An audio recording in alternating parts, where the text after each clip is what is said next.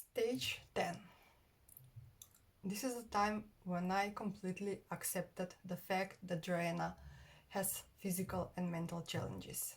In that phase, I accepted my special child as it is, and I wasn't pushing against anymore.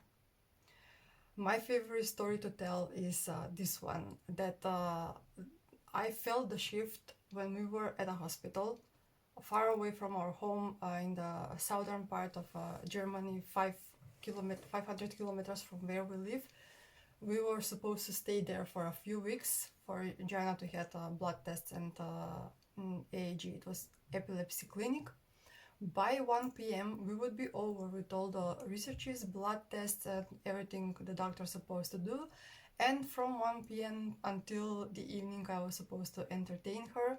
Mainly we would walk in the beautiful landscapes around the hospital. There were fields, and we would walk and walk. She would sleep most of the time, and I was alone with my thoughts, and I was just thinking. I felt like a monk in a mountain. In those periods, out of boredom, I was watching different kind of videos on YouTube when I had the chance.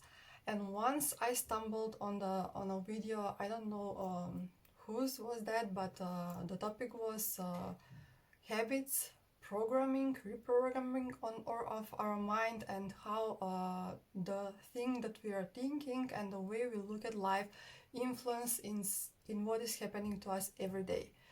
That kind of caught my ear, but I didn't give it so much thought then. But in one of those walks, I'm doing now this reconstruction of the video in my head. So the video was about that, about the fact that the way we react at things is conditioned of the way we are programmed while we were growing up. Basically, while we grow up, we collect programs from the environment, first from our family and then from our closest environment as we grow up. And the way we saw how someone reacts or the way is living their lives, we absorb those programs and we live by that by the end of our lives. But the good news is that those programs can be changed, and if we invest our effort and time to change some of our habits, the way we think and see the things, then we can improve the quality of life we're living, and we can achieve acceptance to all the challenges and not suffer anymore. First, it didn't came to me like a clear idea, because I was in a, as I mentioned as I was talking in the chapter 8 and 9, I was in so deep self-pity and out of hope that I would have a normal situation in my life ever. But still, that idea came like an inception in my mind that I'm now developing as I'm walking around with Joanna. At one moment, I stopped and said, okay, wait a minute. Are you trying to tell me that there is a way to spin this situation I'm in and to start to look at it as good? Is there really a way for this to be positive thing, or to find anything positive in this whatsoever? I mean, special child, she cannot do so many things, we have all those problems, all those complications, what's positive about it? But in the same time, I said, okay, are you trying to tell me that why me wasn't the right question? What could it be then the right question? Should I ask, how can I live better in this situation? Okay, that sounds better. I can try to do that. And so on and so on. I try to investigate more on these topics. I try to find another videos. The basic idea was that to change your negative beliefs, to change your programs, you have to change the things you're doing every day. Those little habits from the time you're starting your day, and all the things that you do in between by the time you finish the day and go to sleep. All those little habits seems to have a big impact on your future experiences. So I decided to give it a chance and start to change some of those habits. I've noticed how in video by video a lot of people are suggesting to implement morning routine in your life, like meditation, visualization, journaling, and that was the first time I thought about those concepts. Meditating, why? What good could come up from meditating or visualizing or writing down my thoughts? But definitely I decided to be playful and to give it a try to see what good can I get from it. And as it turned out, that did had some impact on me and the way I was feeling, because if not for more, it gave me focus and clarity for starters. I decided to accept Joana's situation, and for that I needed a little bit time, a little effort, and a little intentional thinking, because my habit of thinking so far, as you know from the previous videos, were that this is kind of tragedy and I'm angry with God, and period. There is nothing more to think about it or discuss about it. But with the morning routine and trying to see this situation from another perspective, I really could see other opportunities and other perspectives in all of this. For example, in type of crisis, when she would cry, which happened maybe 2 days after my decision that I'm not now going to try to accept Joanna's situation, she had a crisis and she cried a lot. It was in the middle of the night, and normally I would be upset. I would probably cry together with her, and that will be a circle that we will be round and round and around both of us, because she would feel my negative state and she would get more nervous, and you know how that is going. But at that moment, as she was crying, I hold her and I put her head like this, and I whispered at her ear that I trust her, that I love her, and I accept her. And if she needs to go to through this process of crisis right now, it's fine. She can do that. But I will not try to fix her anymore. I'm not going to do anything from now on to try to fix her.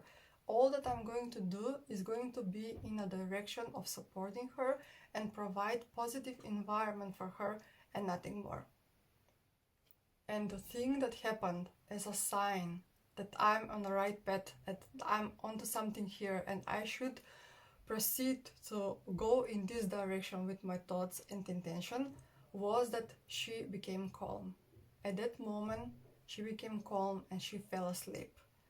Not to make a mistake, that didn't happen each other next time when she would cry and I will say, okay, I believe you, and she will be calm and sleep right away.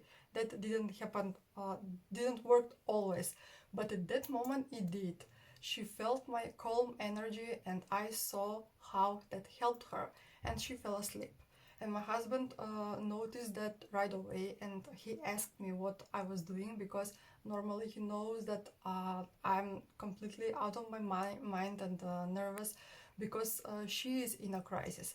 And I told him about my intention from now on to try to deliberately accept everything that is happening around her and her condition completely. And he joined me. He said, okay, we will try to do it together. And we started with this journey of personal development.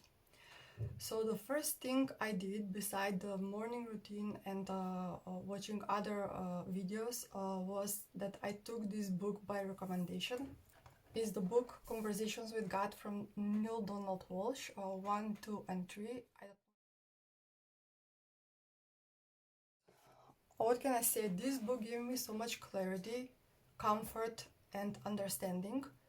In it, the author supposedly talks with God, and God gives him answer to all the complicated life questions. And there is no way for us 100% to be certain if that was true, if this man really talked to God and God told him all these things. But my recommendation is for you to read it.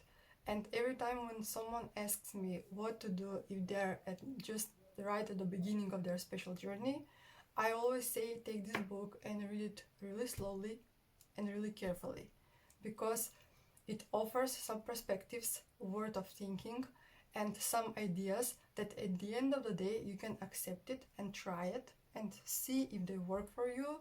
And if not, if that doesn't resonate with you, you can forget about the book and nothing bad could happen. But that book gave me such a clarity, and I'm so grateful to find it in this stage, which I read it until today. I mean, it's not the book that you're supposed to sit down and read it from start to beginning without making a pause. I'm reading it occasionally. Maybe sometimes I'm making 2 or 3 months pause, and I randomly open at some pages and I read something that brings me consolation and clarity about the issue that's bothering me at the moment. Something interesting happened at this stage when we were just at the beginning of the acceptance of her situation. Here somewhere I first heard for the law of attraction philosophy and all the things that go with it, like think positive and you can get everything you want, so on so on. It's by the way so not that the meaning of law of attraction, but that is how I understood it at first. And when I heard about this concept, I said, okay, why didn't anyone told me about this before? So I could think really hard that she is healthy and in no time she will get well and all this will be behind us. And this is classic beginner's mistake for everyone starting with personal development, because very soon I realized, as you can realize this thing only if you're willing to go a little bit deeper under the surface and to understand the meaning of the things you're hearing and reading.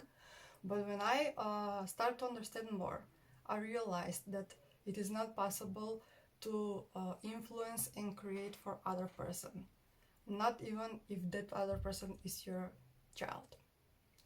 It's not possible for me to wish and I don't know, to say affirmations for her to be well and to get well and to be diagnosed free, because she has her own personality. She is a separate person from me. She has her own path, own journey, own intention. The most I can do is to be by her side, to support her, love her, provide positive environment around her, and nothing more. Sadly and unfortunately, things don't go that way. I mean, it's possible for the parent to help their child to be well, to get better, and ultimately become completely healthy. But it's not possible in every situation, and it really depends on the biological capacity of the child and so many more factors that are not just up to me. So I realized that it's not possible for me to control everything that is happening in my life and in Joanna's life. And we always are in suffering, and we feel most helpless when we try to control things that we cannot control. And this sentence explained to me all the previous 4 years that were happening, all the stages of negative emotions and stuckness and self-pity. I was always trying to control things and wish for things that I could not control. And that is the reason I felt so helpless. And it was such a relief to finally get a clarity of what was the things that was bothering most. I wasn't able to cure my baby. That's why I suffered so much. And that's why I projected suffering into her. Because I was convinced, I wasn't even assuming, I was convinced that she is unhappy about her life, just the way I was unhappy about her life. I was thinking that she thinks she is aware of the things she cannot do, the limitations, the fact that she's not talking, the fact that so many things are not going to happen for her in her life, and so on. But in reality, when I saw it clearly, it wasn't like that. It was my projection of my thoughts and suffering onto her. If you look at her, you would see a smiling child that is enjoying kindergarten, enjoying her chocolates and her long walks in the park, and smiling all the time, finding pleasures in very simple things like a child's song or a cartoon on TV. The effects of my acceptance on Joanna were beautiful.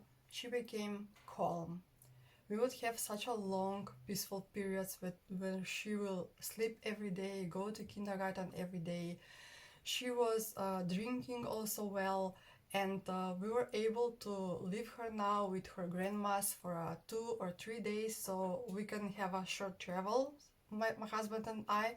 And we said, you know what, this is not bad at all. It is getting easier with time. I mean, look at us. We can leave her, go away for 2 or 3 days, recharge our batteries, come back and do our routines. She was happy and stable and seizure free for almost 1 year and 4 months, which was a great news. And the best thing is that she became a little bit physically stronger because all the therapy that I was exercising with her and other things that we were doing were giving some results. Because you know what, when the brain is not under seizures, she became stable for a longer period of time, then there is a chance for the brain to develop better, and maybe some connections were made. Something was happening, and she couldn't still hold her head right and sit properly, but one can see that she's becoming a little bit stronger, a little bit better. And I don't have to tell you how much we've hoped at that time that things are really getting better and better and better for her. Her being stable meant that she could go more regularly in kindergarten now, and that left some hours of the day for the me time. I was starting to develop interest to do something else other than just taking care of Joanna, because I could afford 5 hours a day for me in the working days. And I started to investigate options for affiliate marketing in 2 different companies, and at that time I hired a coach. That was my first experience with life coaching, and I liked it a lot. And I thought, oh my god, how good it would be, how better it would be if I've done it before, but to get a life coach to help me deal with everything I was going through with Joanna. I remember I liked that a lot, and at that moment, while I was trying to decide which career path to take, I got engaged in a lot of groups where there were a lot of special parents, and when someone would present their challenge or ask a question or develop a discussion, I was always trying to give my input and to present my perspective that this is not the ultimate tragedy that can happen to us, and there is a way to accept. And I was explaining the way I accepted, and for now maybe 7 or 8 months I was in that blissful state of a new way of living and accepting Joanna's situation. And I really didn't feel that self-pity and all those negative emotions and stuckness anymore. So those parents started to ask me if I work as a life coach. And it didn't happen twice or 3 times, it happened many times. So basically the idea for me to work with parents in this way came from the parents themselves. All the people in my environment started to notice my change, and at that point we definitely knew, my husband and I, that we are in a right way to go with this with Joanna, and that influenced her tremendously positive. I mean, everyone could see that she became more stable, more happy and more calm. So we really hope that we are in a right path and we can develop this in even something more and something better. Right in that period, my husband and I attend our 2-day workshop with Dr. Bruce Lipton, where he gave a lecture about the programs and how we act depending on what programs we carried, and limiting beliefs and habits and reprogramming of the mind. And he mentioned something about that when a person is sick, they can try to reprogram their mind in order to change their consciousness and intention and focus. But it wasn't clear for us in that lecture whether you can do this for someone else, and that someone else is Joanna, who is non-verbal. We are not sure if she understands the sentences we are saying, so we don't know in which way her thoughts are going. And we catch a minute with Dr. Bruce Lipton, one of the breaks. We've explained Joanna's situation and we've asked, can we help her reprogram her mind? And I'll never forget the enthusiasm in Dr. Lipton's voice when he said, absolutely, absolutely, you can do that. First of all, stop feel sorry for her.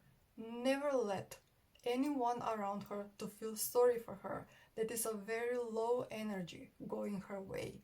You tell her you love her, you support her every day. Tell her how powerful she is, how great she is. She's powerful, she's strong, you love her, and that is high energy you're sending towards her, and that is the best chance she gets to be in a positive environment. That experience gave us big hope, and let me say right away, Dr. Bruce Lipton didn't say do these things and your child will become healthy. No, he just explained to us that each person has more chance to develop itself, to repair brain damage or any kind of damage in their body if they're in positive environment. The person doesn't stand a chance if it's in a negative environment, if everybody feels sorry for them, or the parents are worried all the time, scared, in self-pity, and all the things that we were previously. And although we were already doing many of those things, still when we came home, we eagerly started to cheer for her every day, to tell her that she's very strong and powerful, and every little progress we've made such a big deal out of it. We were saying, good job, Joanna, good job, wow, how well did you do that? And you can say that was pleasing for her. I don't know until this day if she could understand words and thoughts, but she definitely could understand energy, and she felt like, she smiled when we would say that. She became like, she flourished simply. And that was the period I finished a lot of workshops and trainings, and I started to work with parents intensively, and I simply felt like home. I enjoy so much in the work that I'm doing, and it's so rewarding to do with parents and help them transform their lives, help them achieve acceptance, help them to finally start to live happy life. When I started to feel good and accepted our situation completely, I kind of thought that everyone in the world is feeling the same. When you're feeling good, it's hard for you to imagine how someone else in your position could feel bad. But I was stumbling across many different special parents who were at the different stages of special parenting, who weren't feel the way I did. And that was my call and my decision to start to help them. Gratefulness is the thing I started to feel instead all that self-pity, negative emotions, stuckness, loneliness, and so on. I was grateful about the fact that I accepted. I was grateful for Joanna and for the fact that she was just perfect the way she is. I was grateful for her smile, for her calm periods, for the fact that I get to be her mother. I was grateful for the new way of living that not just affected Joanna and us as a family, it also improved our marriage, improved the relations with the rest of the family. I understand more, gain more clarity, got free from the others people opinion that I wasn't so aware that is holding me back from so many things by the time I started to work on myself. My compassion and understanding towards other people increased. I started to learn more about intention and focus. The more I was focusing on positive things in my life, the more positive started to happen. I saw everything that was happening as an opportunity for us to be more as a family, to grow more, to achieve more. And with all those changes, new people came in our life, beautiful people for I'm very grateful for, and many of those are with us till the last day. And simply this 10th stage, the stage of acceptance, simply prepared us for what was coming.